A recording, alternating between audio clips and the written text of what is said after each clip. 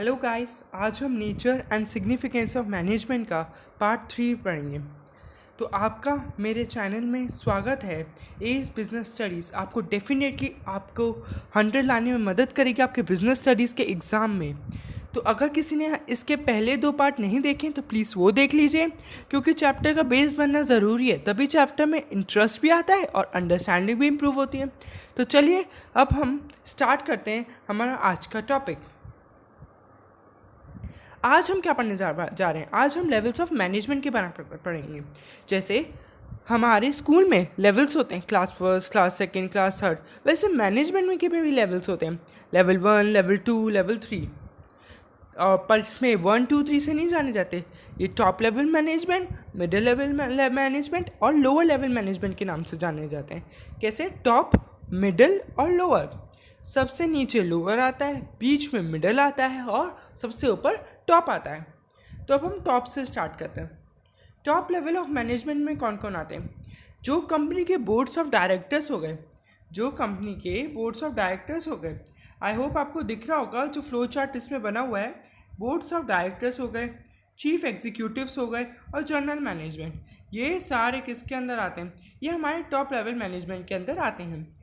अब middle level management में कौन आते हैं? Production manager, purchase manager, sales manager, marketing manager, public relation manager, ये सब किसके अंदर आते हैं? ये मिडिल लेवल मैनेजमेंट में आते हैं। और लोअर लेवल मैनेजमेंट में कौन आते हैं? Foreman, supervisors, selection officers, superintendent, ये सारे लोअर लेवल ऑफ मैनेजमेंट आते हैं। उसके बाद कौन आते हैं? इसके बाद भी एक स्टेज होती है। इसके बाद कौन आते हैं? इसके बाद आते हैं हमारे वर्कर्स, हमारे लेबर्स, ठीक है, जो बिल्कुल ही लो लेवल के होते हैं, मतलब कि उनका लेवल लोअर लेवल से भी नीचे होता है, ठीक है, वो लेबर वर्क करते हैं जो, ठीक है। तो फिर अब हम इसको समझ सकें, boards of director, chief executive, general manager, ये टॉप लेवल ऑफ मैनेजमेंट में क्यों आते हैं? ये जो लोग हैं ये पूरी ऑर्गेनाइजेशन को देख के चलते हैं, तो इसलिए टॉप लेवल मैनेजमेंट में आते हैं, ठीक है, यानी पूरी ऑर्गेनाइजेशन इनके होल्ड में। तो ये किस लिए आते हैं? टॉप पे आते हैं, ये टॉप लेवल ऑफ मैनेजमेंट में आते हैं। अब production manager, purchase manager, sales manager, ये एक पर्टिकुलर फील्ड्स के मैनेजर हैं, ठीक है, ये पर्टिकुलर फील्ड्स को हैंडल कर रहे हैं, तो इसलिए ये किसके अंदर आते हैं? Middle level of management. Third आता है lower level of management. Lower level of management में फॉरमैन, सुपीरियर, सेक्शन ऑफिसर्स, ये सब उनसे भी छोटी यूनिट में काम कर रहे हैं, तो इसलिए लोअर लेवल ऑफ मैनेजमेंट में आते हैं। चलिए एक बहुत ईजी सा सिंपल सा एग्जांपल लेते हैं, जिससे आपकी अंडरस्टैंडिंग बहुत ज़्यादा इंप्रूव हो जाएगी, और वो आपका एग्जांपल डेली लाइफ से होगा। आप स्कूल जाते हैं, ठीक है। पहले कौन आते हैं? पहले आता है आपके डायरेक्टर्स आते हैं, डायरेक्टर, प्रिंसिपल, ये सब पहले आते हैं, डायरेक्टर, प्रिंसिपल। उसके बाद कौन आते हैं? Head of the departments, supervisor, ठीक है, ये सब आते हैं। हेड ऑफ द डिपार्टमेंट पता ही होगा आपको, कॉमर्स डिपार्टमेंट का हेड, साइंस डिपार्टमेंट का हेड, तो ये आते हैं फिर हेड ऑफ द डिपार्टमेंट्स। फिर उसके बाद आते हैं आपके सब्जेक्ट टीचर्स, आपके क्लास टीचर्स, ठीक है। अब हम इन तीनों को टॉप, मिडिल और लोअर में फिट करके देखते हैं हम। ये टॉप में क्यों आते हैं डायरेक्टर्स वगैरह? क्योंकि इनके होल्ड पूरे स्कूल में होती है। अब जो HODs होते हैं, हेड ऑफ द डिपार्टमेंट होते हैं, ये मिडिल लेवल ऑफ मैनेजमेंट में क्यों आते हैं? क्योंकि ये किसी एक पर्टिकुलर फील्ड को हैंडल कर रहे होते हैं। और लोअर लेवल ऑफ मैनेजमेंट में क्लास टीचर्स क्यों आते हैं? Class teachers lower level of management में इसलिए आते हैं क्योंकि वो सिर्फ एक पर्टिकुलर क्लास, एक पर्टिकुलर यूनिट पर अपनी कमांड बिठा बैठे हैं। अपनी कमांड है, उनकी कमांड उस पर्टिकुलर यूनिट पे ही है, उस पर्टिकुलर क्लास पे ही है। तो आई होप कि इस एग्जांपल से आपका लेवल्स ऑफ मैनेजमेंट का कंसेप्ट क्लियर होगा। अभी हम इसको नेक्स्ट स्लाइड्स में और भी अच्छी तरीके से डिटेल में इसको समझेंगे। अभी बस हमने कंसेप्ट ही समझा है इसका। तो चलिए नेक्स्ट स्लाइड पे मूव करते हैं। सॉरी, पहले हम पढ़ते हैं functions of top level of management. क्या फंक्शंस होते हैं टॉप लेवल ऑफ मैनेजमेंट के? टॉप लेवल मैनेजमेंट क्या फंक्शंस परफॉर्म करता है?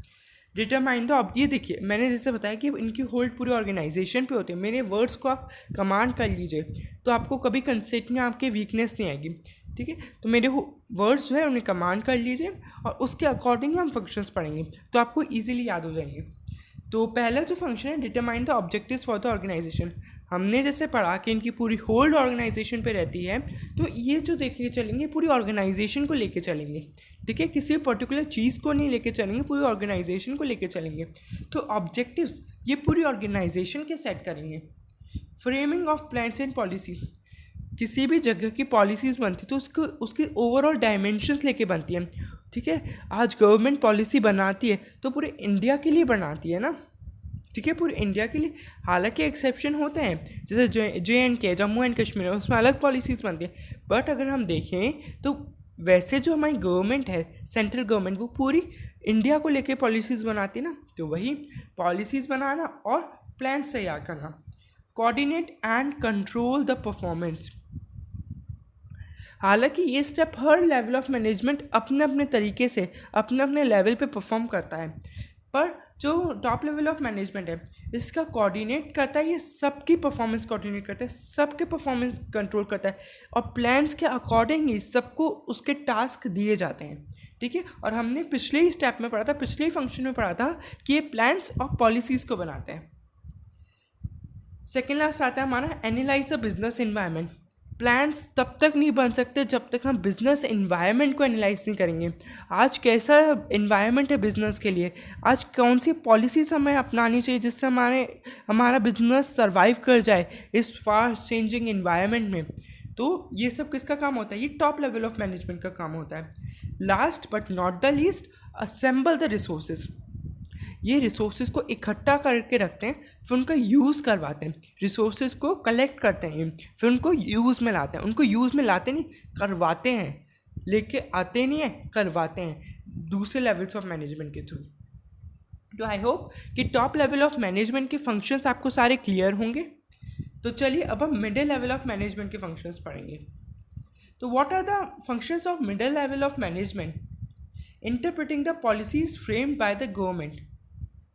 सपोज गवर्नमेंट है, गवर्नमेंट ने कुछ पॉलिसीज़ बनाई हैं, कुछ प्लान्स बनाए हैं, तो उन पॉलिसीज़ को कैसे इंटरप्रेट करना है, कैसे समझना है, और कैसे उसके अकॉर्डिंग चेंजेस लाने हैं, ये सब काम किसके होते हैं, ये मिडिल लेवल ऑफ मैनेजमेंट के होते हैं।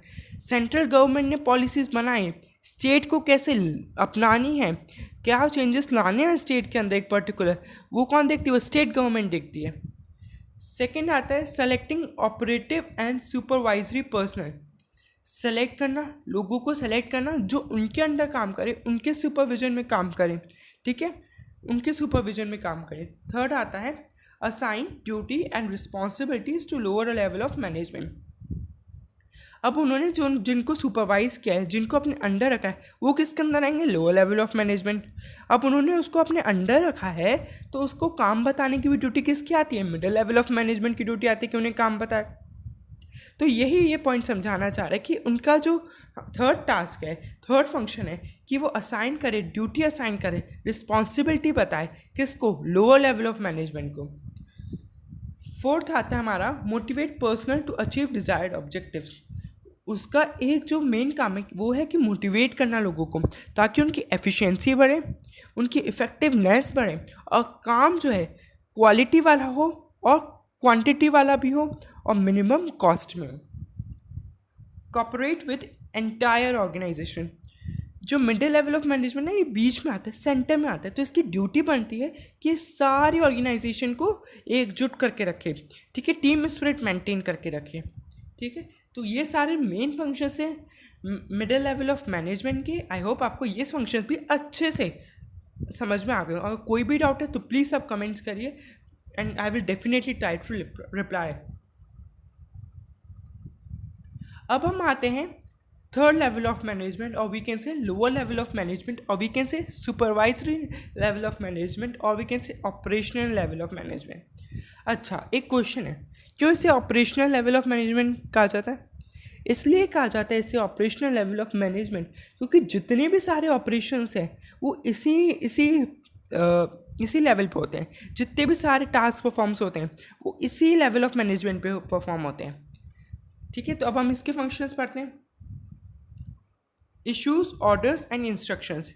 ये लेबर्स के लिए या जो उनके नीचे आते हैं उनके लिए ऑर्डर्स बनाते हैं, ऑर्डर्स ड्राफ्ट करते हैं या इंस्ट्रक्शंस ड्राफ्ट करते हैं, इंस्ट्रक्शंस देते हैं उन्हें।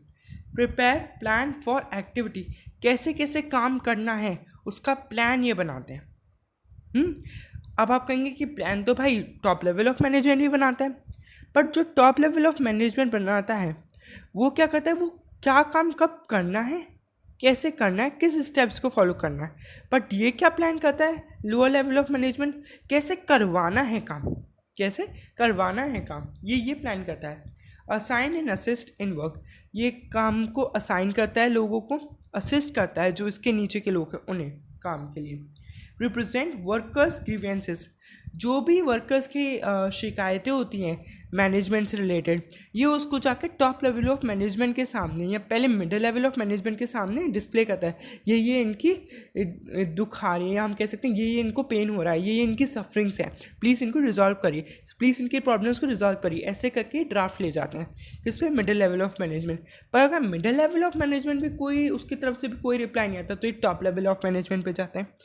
ठीक है, अब हम आते हैं इसके 5th पॉइंट पे, safe and proper working environment.